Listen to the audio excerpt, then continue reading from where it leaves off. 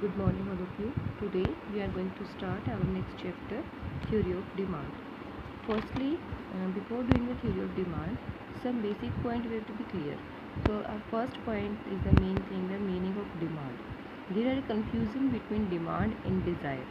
So आपने कभी अपनी नॉर्मल लाइफ में सुना होगा कि मुझे इस चीज़ की डिज़ायर है, ठीक है। तो डिज़ायर का मतलब क्या होता है कि आपको किसी चीज़ की ज़रूरत है, ठीक है। आप किसी चीज़ की नीड फील कर रहे हैं बट आपके पास कैपेसिटी नहीं है उसको ख़रीदने की, ठीक है। तो वो आपके लिए क्या है, डिज़ायर है। बट जब आपके लिए उस ज़रूरत की चीज़ को ख़रीदने के लिए एबिलिटी भी है, यानी कि आपके पास कैपेसिटी भी है उस चीज़ के ऊपर स्पेंड करने की, और आप उसको ख़रीद लेते हैं, तो वो आपके लिए क्या बन जाती है, डिमांड बन जाती है, ठीक है। तो the main difference between demand and desire is that कि आप किसी चीज़ को चाहते हैं बट आपके पास उसको ख़रीदने की कैपेसिटी नहीं है, तब तक वो आपके लिए डिज़ायर रहेगी।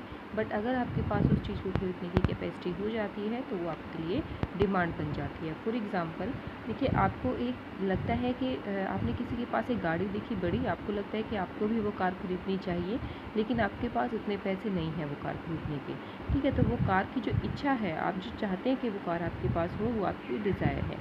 बट आपने क्या किया कि उसके लिए हार्ड वर्क किया, आपके पास अब पैसा हो गया है कार को ख़रीदने का, तो अब वो आपके लिए क्या बन जाती है, डिमांड बन जाती है, ठीक है। Now demand are divided into two categories, individual demand and market demand. Demand दो तरह की होती हैं, individual and market. Individual demand का मतलब ये होता है कि जब आप एक पर्टिकुलर पर्सन की डिमांड की स्टडी करते हैं कि एक पर्सन की डिमांड को कौन कौन सी चीज़ें अफेक्ट करती हैं, तो वो होता है इंडिविजुअल डिमांड, ठीक है। और मार्केट डिमांड में क्या होता है कि पूरी मार्केट में जितने भी कंज्यूमर हैं उन सभी की ओवरऑल डिमांड जो है उनका कॉम्बिनेशन क्या कहलाता है, market demand. So firstly we will discuss about the individual demand in this video. Individual demand को कौन कौन से फैक्टर्स इफेक्ट करते हैं, देखिए मैंने यहाँ पे लिखा है फैक्टर्स जो इफेक्ट करते हैं इंडिविजुअल डिमांड को, वो कौन से होते हैं, price, p for price, y for income, P5 मैंने लिखा है price for the related goods, ठीक है, and T is taste and preferences. तो firstly I am telling you about price. किसी भी चीज़ का प्राइस, P यानी कि प्राइस, किसी भी चीज़ का प्राइस जो है वो डिमांड को कैसे इफेक्ट करता है, कि कोई भी कमोडिटी है अगर उसका प्राइस बढ़ जाता है तो ऑटोमेटिकली आप उसके लिए क्या करते हैं, डिमांड कम कर देते हैं। बट अगर प्राइस कम हो जाता है तो चीज़ की डिमांड क्या है, इंक्रीज़ हो जाती है। जैसे आपने देखा होगा कि एकदम से सेल लग गई है तो क्या होगा, प्राइस कम हो गई है तो डिमांड उस चीज़ की इंक्रीज़ हो जाती है। ये जो आता है आपका नॉर्मल गुड्स के केस में होता है, बट कई बार ऐसी गुड्स होती हैं जो लो लेवल की होती है, लो क्वालिटी की होती हैं, जिन्हें इन्फीरियर गुड्स बोलते हैं। तो उस केस में क्या होता है कि अगर प्राइस बढ़ता है तो उसकी डिमांड बढ़ती है, और अगर प्राइस घटता है तो उसकी डिमांड घटती है। वो इन्फीरियर गुड्स की, जबकि जो लो लेवल की चीज़ें होती हैं उनके केस में होता है। Second thing is income, Y for income. Income का मतलब क्या होता है कि जब आपके जो कैपेसिटी है, यानी कि आपके पास पैसा इंक्रीज़ हो रहा है, जैसे आपकी इनकम बढ़ती है तो क्या होता है, आपकी डिमांड भी इंक्रीज़ हो जाती है, और अगर आपकी इनकम घटती है तो डिमांड भी क्या होती है, डिक्रीज़ हो जाती है, ठीक है। ये डिपेंड करता है आप कितना कमा रहे हैं, क्या होता है नॉर्मल केस में। लेकिन एबनॉर्मल केस यानी कि कुछ ऐसी चीज़ें होती हैं, कुछ ऐसी गुड्स होती हैं जिनके केस में क्या होता है, आपकी इनकम घटने पे उनकी डिमांड बढ़ जाती है और इनकम बढ़ने पे उन चीज़ों की डिमांड घट जाती है। जैसे मान लो आप जो है दो तरह की चीज़ें आपको सब्जी वाले के पास दिखती हैं, एक ख़राब क्वालिटी की होती है, एक अच्छी क्वालिटी की होती है, ठीक है। जब तक आपकी इनकम कम है तो आपकी डिमांड किसके लिए है, ख़राब क्वालिटी की चीज़ के लिए ज़्यादा है। बट आपकी इनकम अगर इंक्रीज़ हो जाती है तो आपकी क्या करोगी, उस चीज़ की डिमांड को डिक्रीज़ कर दोगे। यानी ये भी इन्फीरियर गुड्स के केस में, एबनॉर्मल केस में होता है कि इनकम घटती है तो डिमांड बढ़ती है, और इनकम बढ़ती है तो डिमांड घटती है। अदरवाइज इन नॉर्मल केस आपका यही होता है, if income increases demand increases, and if income decreases demand decreases. The third thing is price of related goods. देखिए रिलेटेड गुड कौन कौन सी होती है, जो एक दूसरे के साथ रिलेटेड होती हैं, यानी कि दो तरह की हो सकती हैं, substitute goods and complementary goods.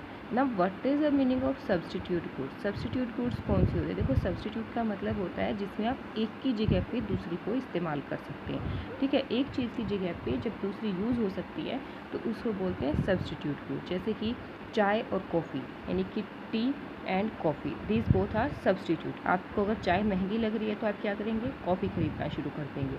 अगर चाय सस्ती हो जाती है तो क्या करेंगे, कॉफ़ी को कम खरीदेंगे, ठीक है। तो ये होती है सब्स्टिट्यूट गुड्स। सब्स्टिट्यूट गुड्स के केस में क्या होता है, अगर आपकी टी के प्राइसेस हाई हो गए, टी के प्राइसेस हाई हो गए तो क्या होगा, demand for coffee is demand for coffee is increases, and if the price of tea is decreases, the demand of coffee is decreases. इनमें क्या होता है, एक पॉजिटिव रिलेशन होता है बिटवीन सब्सटीट्यूट गुड्स, ठीक है। एंड दूसरी कौन सी होती है, कॉम्प्लीमेंट्री होती है कि जब आपको एक गुड के साथ दूसरी का इस्तेमाल करना होता है, जैसे पेन एंड रिफिल है, ठीक है, कार एंड पेट्रोल डीजल है, तो ये चीज़ें होती है कॉम्प्लीमेंट्री गुड, जब दोनों को साथ साथ इस्तेमाल करना होता है, ज़रूरी होता है। कॉम्प्लीमेंट्री गुड के केस में आपका नॉर्मल जो डिमांड फंक्शन है वही अप्लाई होता है। मीन्स अगर आपकी कॉम्प्लीमेंट्री गुड का प्राइस इंक्रीज़ हो रहा है तो demand for the good is decreases, अगर कॉम्प्लीमेंट्री गुड का प्राइस कम हो रहा है तो demand for the good is increases, ठीक है। जैसे कि अगर मान लीजिए पेट्रोल महंगा हो गया है, ठीक है, तो क्या होगा, demand for car is decreases. अगर पेट्रोल सस्ता हो गया तो demand for car is increases, okay. And demand को जो आप कैसे डिफाइन कर सकते हैं डायग्रामेटिकली, आप O X axis O Y axis हर एक डायग्राम में बनाते हैं। ओ एक्स एक्सिस पे हम शो करेंगे quantity and O Y axis पे हम शो करेंगे प्राइस, ठीक है। फर्स्टली हम देखते हैं कि आपका प्राइस मान लीजिए ओ ए है, उस पर आप क्वांटिटी ओ क्यू डिमांड कर रहे हैं, प्राइस वहाँ पे आपका ओ पी है, ठीक है। अगर आपका प्राइस इंक्रीज़ हो जाता है, प्राइस बढ़ के ओ पी टू हो जाता है तो क्या होगा, डिमांड डिक्रीज़ हो जाएगी, ओ क्यू टी हो जाएगी। अगर प्राइस कम हो जाता है तो क्या होगा, डिमांड इंक्रीज़ हो जाएगी। तो इस तरह से आपकी जो डिमांड है वो कैसे होती है, slopes downward from upward to rightward and okay, जैसे जैसे प्राइस बढ़ेगा डिमांड डिक्रीज़ होगी और जैसे जैसे प्राइस घटेगा डिमांड इंक्रीज़ होगी। Now our fourth function is taste and preferences. Taste and preferences का मतलब होता है कि कंज्यूमर को कौन सी चीज़ें अच्छी लग रही हैं, ठीक है। जैसे कि आपको जो है बर्गर पिज़्ज़ा ये अच्छे लगते हैं, कि चाहे महंगे भी हो जाएंगे आप फिर भी उनको लेंगे, ठीक है। तो टेस्ट और प्रेफरेंस जो है कंज्यूमर के दो तरह से हो सकते हैं, फेवरेबल भी हो सकता है, अनफेवरेबल हो सकता है। फेवरेबल कब होता है, जब आप उस चीज़ के फेवर में हैं, आप उसको ख़रीदना चाहते हैं तो आप उसके लिए, आपके लिए वो चीज़ क्या है, फेवरेबल है। अगर आप उसको डिसलाइक कर रहे हैं, आप नहीं ख़रीदना चाहते, आपको पसंद नहीं आई है, तो वो कौन सा केस है, अनफेवरेबल केस है, ठीक है। तो फेवरेबल केस में क्या होता है कि आपकी डिमांड जो है प्राइस सेम रहने पर भी इंक्रीज़ हो जाती है, ठीक है।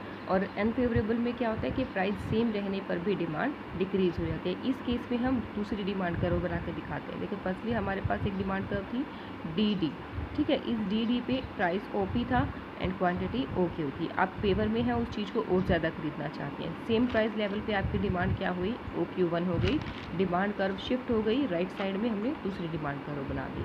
But in case of unfavourable तो आप क्या कर रहे हैं, पहले आपकी जो ओ पी प्राइस लेवल पे डिमांड ओ क्यू थी, आपको वो चीज़ अच्छी नहीं लगी, आपने उसी प्राइस लेवल पे क्या किया, डिमांड को डिक्रीज़ कर दिया, आपकी डिमांड ओ क्यू से डिक्रीज़ होकर ओ क्यू वन हो गई, ठीक है। तो ये हो गया आपका unfavourable. In case of unfavourable case यहाँ आपका क्या हुआ, डिमांड कर्व शिफ्ट होकर कहाँ गई, लेफ्ट साइड में।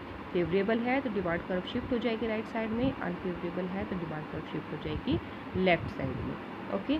सो complete till here your topic today, up to here is enough, and tomorrow we will start with the next topic, okay, thank you.